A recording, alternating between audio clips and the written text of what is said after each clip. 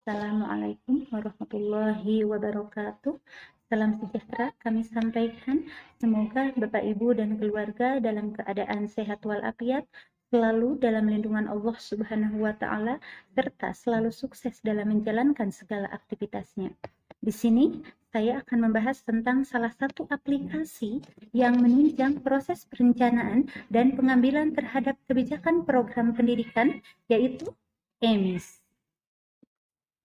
Namun, secara garis besar yang akan saya bahas kali ini adalah aplikasi EMIS yang digunakan oleh guru PAI. Adapun pembahasannya meliputi yang pertama, apa itu EMIS? Yang kedua, siapa pengguna EMIS tersebut? Yang ketiga, apa manfaatnya? Yang keempat, apa kelebihan dan kekurangan dari EMIS tersebut? Dan yang kelima, bagaimana cara menggunakan EMIS tersebut? Baik Bapak Ibu, yang akan pertama kita bahas yaitu tentang apa itu EMIS. EMIS merupakan singkatan dari Education Management Information System, di mana EMIS merupakan sistem manajemen data pendidikan Islam yang berperan dalam menunjang proses perencanaan dan pengambilan kebijakan program pendidikan Islam dalam Kementerian Agama. Selanjutnya, siapa saja sih yang dapat menggunakan EMIS? Di antaranya, EMIS itu dapat digunakan oleh operator Kemenag ataupun operator madrasah, lalu digunakan oleh pengawas Kemenag, kemudian guru. Baik itu guru yang ada di madrasah ataupun guru PAI yang ada di sekolah negeri ataupun swasta. Bapak Ibu, perlu kita tahu juga akan manfaat dari penggunaan EMIS tersebut, di mana EMIS itu bermanfaat untuk memudahkan di dalam menemukan data yang valid tentang sekolah, madrasah, pondok pesantren, dan pendidikan tinggi di Indonesia.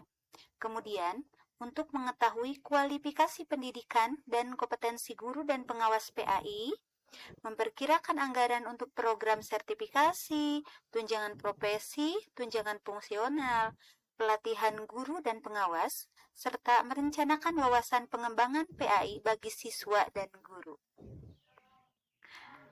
Sebelum kita membahas bagaimana cara menggunakan EMIS yang digunakan oleh guru PAI, alangkah baiknya kita mengetahui terlebih dahulu kelebihan dan kekurangan dari EMIS yang sering kita gunakan. Di antara kelebihan dari EMIS yang sering kita gunakan, yang pertama, tampilannya lebih keren, yaitu EMIS online yang digunakan pada saat sekarang ya. Yang kedua, terdapat fitur-fitur yang memudahkan operator ataupun guru PAI dalam menginput data. Yang ketiga, form-formnya lebih komplit sesuai dengan kebutuhan profil sekolah. Yang keempat, memudahkan dalam mengupdate data. Setelah tadi kita mengetahui akan kelebihan dari EMIS, sekarang kita perlu tahu juga kekurangan dari EMIS yang sering kita gunakan. Di antara kekurangan dari EMIS, yang pertama itu terkait server yang kurang baik. Sudah pasti ini menjadi kekurangan dari EMIS berbasis online. Server yang keterlaluan terkadang menjadi penghambat dalam menginput dan mengupdate data.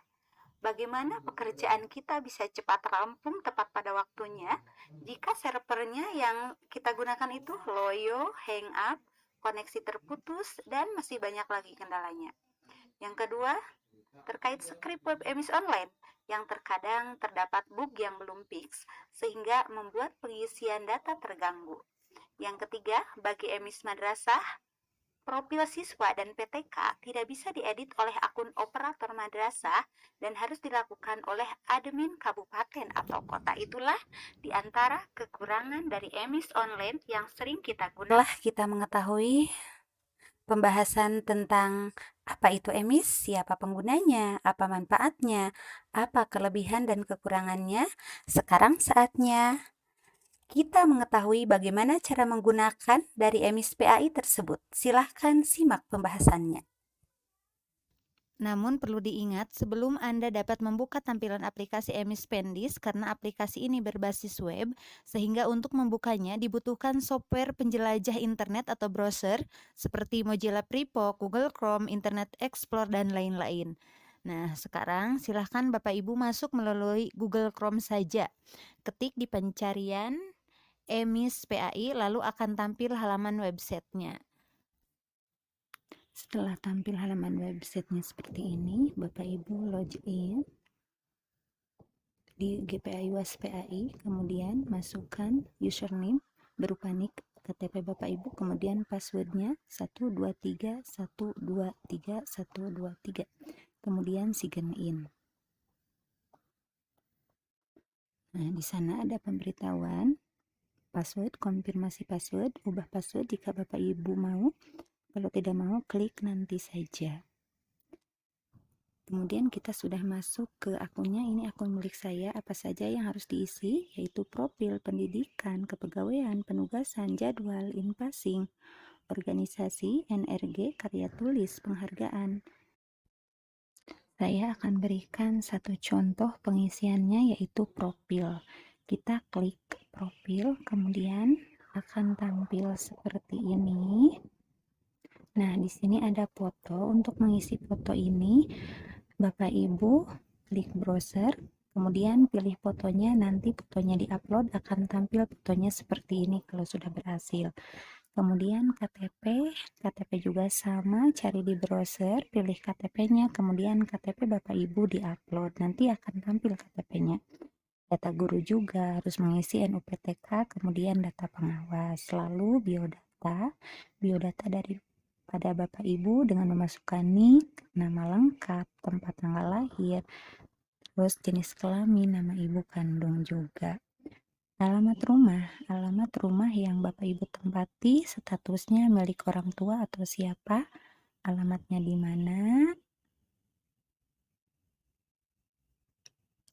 terus RT RW-nya, kelurahannya, provinsinya, kabupaten kotanya, kecamatannya, kode pos, nomor telepon, alamat email Bapak Ibu, jenis jarak dari rumah ke sekolahnya berapa, transportasinya apa, kemudian klik submit, akan muncul sukses seperti ini kalau sudah terisi semua.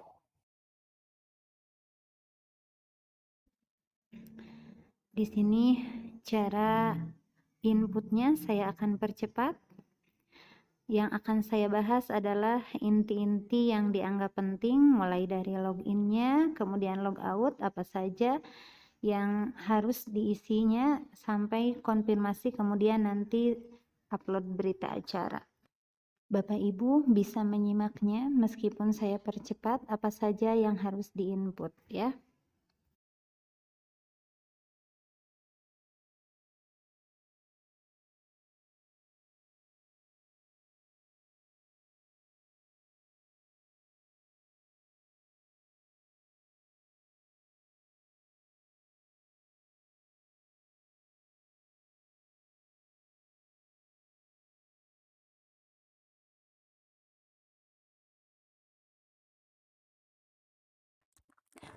Bapak Ibu, jika profil, pendidikan, kepegawaian, penugasan, jadwal, in-passing, organisasi, NRG, karya tulis, dan penghargaan, semua datanya sudah terisi secara lengkap, silahkan klik logout. Kemudian, Bapak Ibu silahkan masuk ke menu sekolah, login-nya dengan menggunakan NPSN sekolah Bapak Ibu. Untuk passwordnya sama juga, menggunakan NPSN dari sekolah Bapak Ibu. Nanti akan muncul tampilan dengan NPSN sekolah Bapak Ibu. Apa saja yang harus diisi? Isi secara lengkap tentang profil sekolah, jumlah dan status guru PAI di sekolah Bapak Ibu, jumlah siswanya secara keseluruhan, sarana prasarana, kemudian kegiatan keagamaan. Sudah lengkap, maka klik logout. Kemudian login kembali ke menu GPAI atau UAS PAI dengan cara yang sama. Masukkan nick dan passwordnya, kemudian sign in. Sekarang jika mau mengubah password, maka ubah password. Jika tidak, maka klik nanti saja. Lalu klik konfirmasi dan SKMT nanti akan muncul berita acaranya. Berita acara tersebut harus di-print out dan ditandatangani oleh kepala sekolah, pengawas PAI, dan Kabag Data beserta Humas. Setelah ditandatangani semuanya, scan berita acara tersebut ke dalam file berbentuk PDF, lalu login ke menu GPAI atau WAS PAI, kemudian upload berita acara tersebut. Oke, fix. Updating data emis Bapak Ibu sudah selesai.